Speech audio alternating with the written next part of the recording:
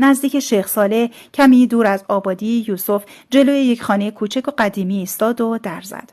دخترکی جوان در را باز کرد و بلافاصله یوسف را شناخت و تعارف کرد که داخل شویم و یوسف هم بی معطلی همراه من وارد شد.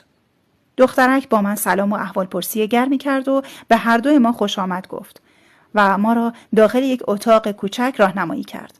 من و یوسف داخل اتاق نشستیم و منتظر عاقد شدیم.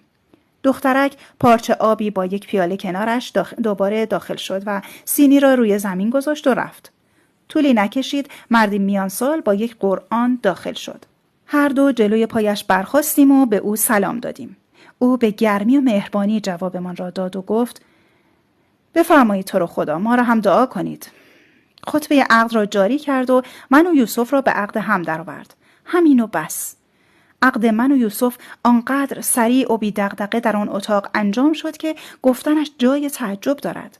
حالا من همسر یوسف هستم و او مرد زندگیم.